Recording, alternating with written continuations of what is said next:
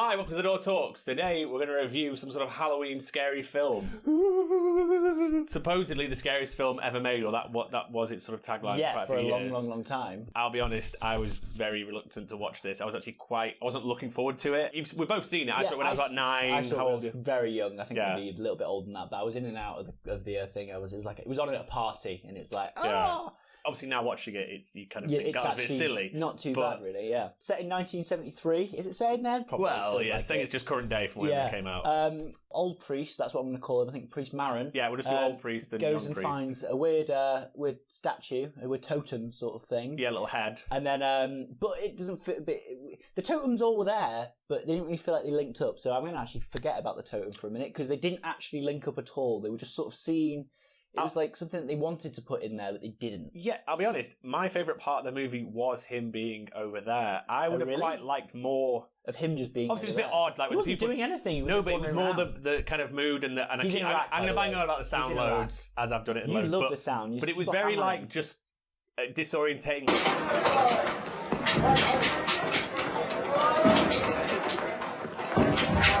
Where it's just got loads of people making noise. It goes to all these marketplaces, obviously, which would be busy places. But it was all a bit like, there's loads of bits where I'm sure they like lost frames or they sped up a little bit in odd, funny places. It was a bit disorientating, and obviously he's suddenly having a bit of a... He's losing his shit a little bit, isn't he? Yeah, it seems like he's losing his shit, but then you don't really know why he's losing his shit. It was all a bit confusing, but I liked that whole bit, and I kind of wanted more of that later on. Where it was more... don't really know why he's losing his shit. Well, there was the head. So Pazuzu is the demon, but he's never mentioned in it. Someone's falling down those stairs again.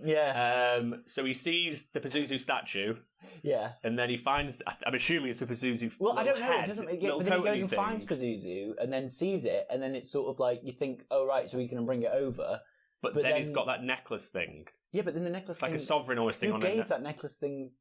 Well, that somehow travels to young priest. Yeah, which is very strange. This is all very odd. Anyway... I thought I was concentrating on a lot, but I don't understand where that happened. Did he send it off in a letter and it just somehow made its way there? Well, maybe like the mum bought it or something, because I feel like he got it from the mum. Because if he was in mum's house, and maybe he got it from the mum and then was like, oh, I'll put this on, and it was like... But what are the chances? You meet the main girl, Regan, and a mum. The mum seems pretty grounded. The girl seems very, very nice. They have a lovely little relationship.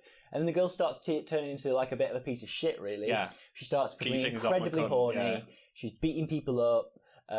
She is swearing profusely, and also she's just a bitch, really. So they take her to the doctors because she's such a little bitch. Well, it was a very long time. The doctors are shit. Yeah, well, they're just like scanning her with shit, but then it was a long time before they went, we should probably see a psychiatrist. That would seem like, that's like the worst thing. Obviously, maybe time's different in that, but it seemed like the worst. It's like, we're going to have to... That felt like the worst thing than saying we might need an exorcism. That seemed like more normal. Oh, yeah, actually try an exorcism at the end. That's probably what you need. Her mum is a famous movie star. And she's got some nice directory kind of friends. Burke. Regan comes in, basically pisses the bed, pisses the carpet. Yeah. Comes in, party disperses, whatever. And then, I don't know why I'm telling them about this, but we meet Burke. Burke's this weird old... Like, we don't meet him, but we meet Burke like the first, pretty much very early on. Essentially. Because Burke's the film director. Yeah. It's her boss. But he's just a prick, isn't he? It's just established that he's a prick. He seems like a classic English sort of eccentric director. English pricks. Basically, a lot like that. Anyway, we don't know Burke for very long because Burke gets thrown out of a window. His head span round and thrown like 20 foot and then falls down some stairs.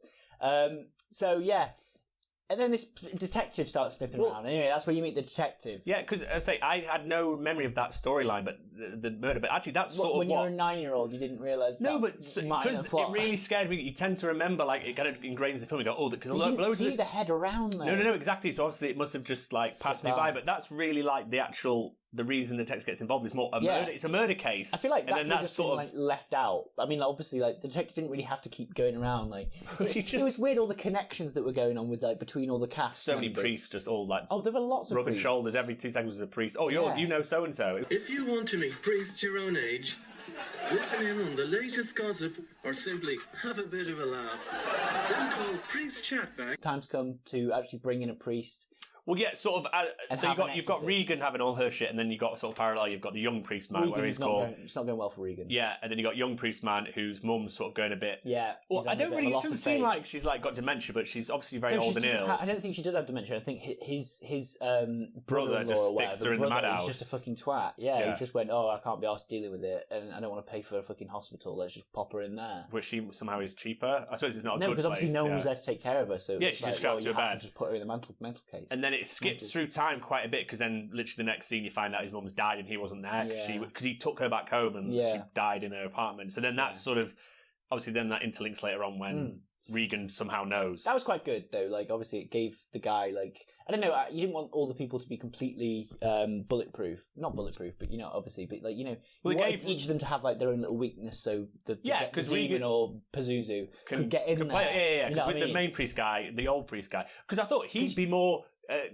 Not compatible, more weak to the Pazuzu because obviously he's met Pazuzu in Afghanistan or wherever it was. In Iraq, sorry, it was Iraq. No, because has he met Pazuzu or has he just like seen a statue of Pazuzu? It's almost as if this Pazuzu statue's got a weird vibe to it, but I don't know. Yeah, it's almost as if the younger guy should have been the guy who found the thing when he was younger. Then later on, and then it goes full circle because it didn't seem like it played off again when it's like okay he's had dealings with Pazuzu and then let's not mention it for the rest of the film but it didn't link back up again. There was a lot of stuff in there actually that sort of was thrown in that actually didn't really make much sense. It didn't get finished, if you know what I mean. Like it didn't leave all the little like trinkets and stuff like that they should have actually been described. Maybe they are, maybe it's just in his notes somewhere, but they just wasn't very good. Anyway, so he comes in, and by this time Regan's gone a bit nuts. Oh yeah, they've stripped the bedroom, they've tied her down. Yeah, she's pretty loco. They need to prove that she's a... Her head spun round twice, I think, at this point, or a couple of times. And they still maybe think that it might not be time to call them the priest. Yeah, or a psychologist. Or the rest of the priests. You don't want to have an exorcist, that is literally the worst case scenario. I always just think these people are just always just there just going, can't be that bad, can it? And she's there like, no, it's pretty bad. She threw me across the room. It's like, well, you look a bit weak, don't you? Yeah, she did stuff my face between a stabbed up, like, downstairs area. That was so horrible. Lick me. Yeah, well, especially when she's stabbing herself, cunting, the only film I know of with that word. That word in. That was creepy when the director, Burke, went and was like, you know what your cunting daughter did? That bit. That was terrifying. No, he said. That's what he doesn't. He says the other thing. No, he says, you know what your cunting daughter did because he threw him out the window. Yes, you're right. She threw him out the window. So it was like, oh shit, pennies dropped. Actually, I just like it when the doctor guy stood up and was like, "We'll have no more of this," and she just punched him in the face. Listen here, Missy.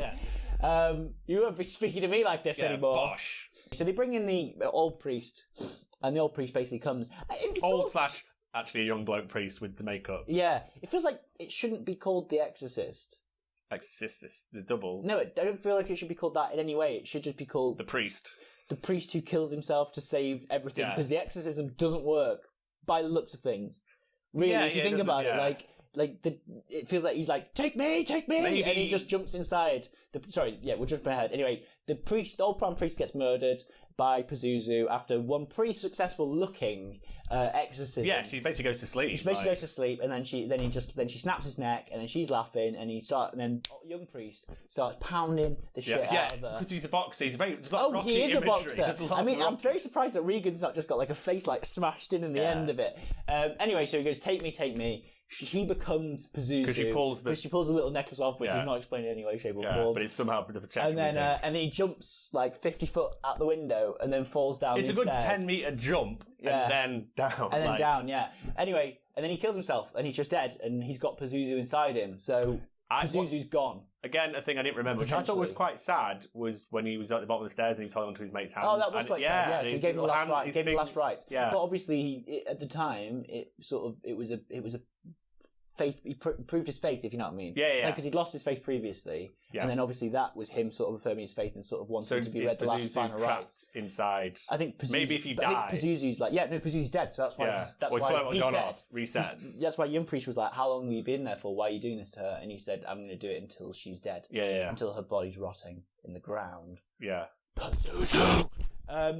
Anyway, yeah. So, but what do you think about it? So basically, a kid just murders loads of people. And gets away with it. Because the detective runs in the house at the end. Yeah. There's another person down the bottom of the stairs. There's one guy dead, another person down the bottom of the stairs. Yeah, and there's the girl just going, "Oh, mother, I'm fine." Do you think it was actually scary? I thought it was going to be pretty much... I knew there was some sort of digging at the start. I thought there'd be 10 minutes of digging stuff, and then it was just going to be non-stop exorcism. But really, it was like an hour before... Yeah. More than an hour before any actual exorcism. But... it was a bit of a mystery movie. I actually enjoyed it far more than I thought. I thought it was a well-made movie. Obviously, some of it was quite funny, and some of the effects were a bit shit, but I actually enjoyed the story. But I much preferred the intro, just weirdness, because it was more... I don't think it was that weird once they got to... Apart from... There was things where... I'm sorry, I thought the noise is still where they... Later on when they walk up the stairs and the door shut, and you can hear that kind of... Where it's doing the kind of wheezing sound. Yeah, no. I don't like it. And also the sounds in the loft. Anything with sounds just fucking freaks me out. Okay. That is, to me... Scary part. If you're a 9-year-old kid and you can hear that coming from a different room in your house... Oh, yeah, no, the thing is, the sound wasn't even that, like... It wasn't like it was getting worse and worse and more like... It was just like scratching. And then by the end of it, it was just inside her. Yeah, but there's always just seemed to be some sort of constant underlying sound of weirdness. But no, I was surprised how much... I thought I'd be laughing. I thought it would be much more... what do you call it? Not like sort of twee, where we go, oh, this is all really shit. Yeah, actually, a lot of it still worked really well. Yeah, it worked as more of a thriller though for me. Like, it was obviously like a supernatural thriller, but like it wasn't. A horror. It was a horror, and it was a horror, but like it was. I don't know. It's like The Orphanage. Like it's just like more of a creepy story. And speaking about like that, I've still not seen it. I've seen the other one he did, Devil's Backbone, which is set in an orphanage. Same guy, Del Toro. Yeah. But it's the Spanish one, right? Yeah, but he did Devil's Backbone, which is set in an orphanage in Spain. Yeah, but it's like that's scary, but it's not necessarily like terrifying. It's just like scary. Like actually is scary. It's not like there's a couple of jump scares in there, but like obviously like a modern film is. But like that's just more like. Yeah, this one was.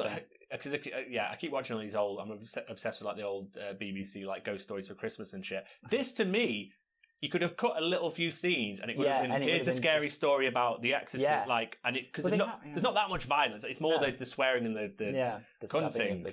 But I just thought, it's quite a good little eerie story about this happened. But I kind of thought the bit where the guy who you don't even see gets his head spun round, like if it had just been, we found some guy who's in the bed, he was in bedroom with this girl who's a bit weird, and they found him with his head spun round. I was like, that's quite creepy, and you don't see any of it. But to me, that was creepier than the story of it than any of the other shit that happened after that. Yeah. No, I get that. I suppose that's just obviously just not seeing something and having it described. Yeah, your brain makes it the thing. But I thought, that's a bit like. What you're doing, you fill in the blanks. But I mean, that to me, that was much scarier. I like all the little weird, eerie, creepy stories where when loads of it's like, oh god, there's a girl just jumping up and down on a bed or whatever. You kind of go, it's quite funny. Like especially when it's just on levers, pretty much. But I do think just obviously it's just because we've seen so many parodies. Yeah, and the parodies and scary movies. I mean, they did really it have ruined it. They literally just take lines from it. Shake your ass. Show me what you're working with. Shake your ass. You suck.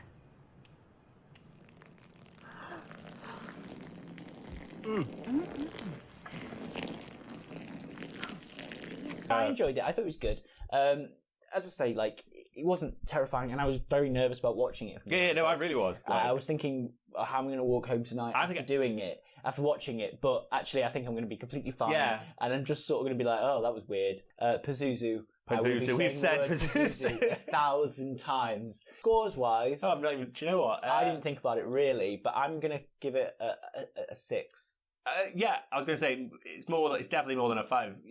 I'd probably say a 6. I'd happily watch it again. I say I wouldn't watch it as a little kid, but if someone was like, I want something a bit creepy... I wouldn't probably put them onto that, really, actually. But it's like creepiness versus...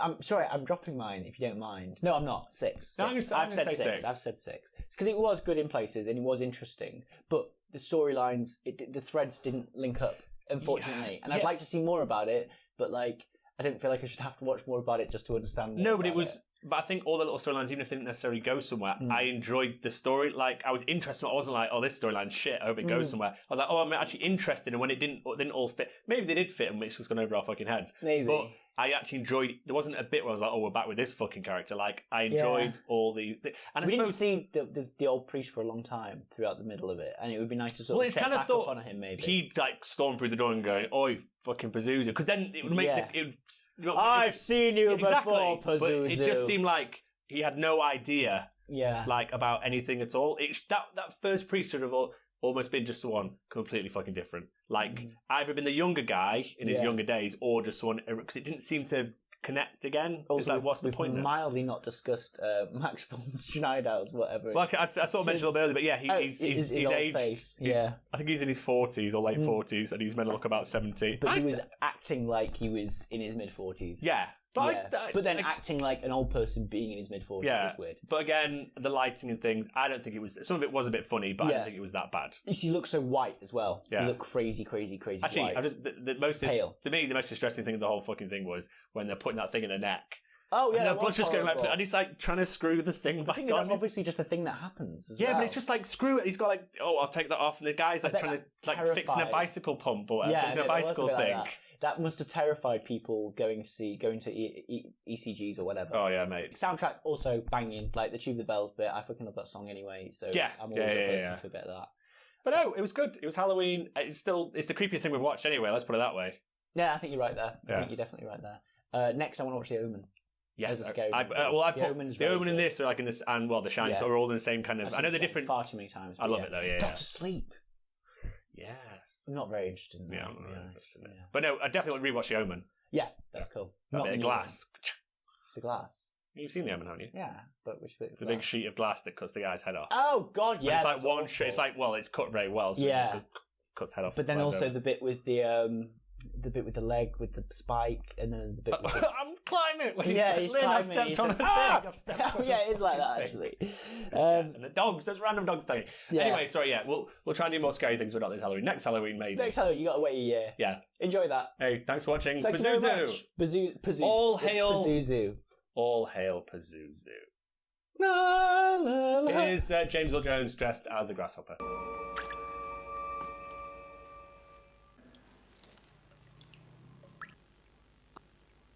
Pazuzu has brushed you with his wings.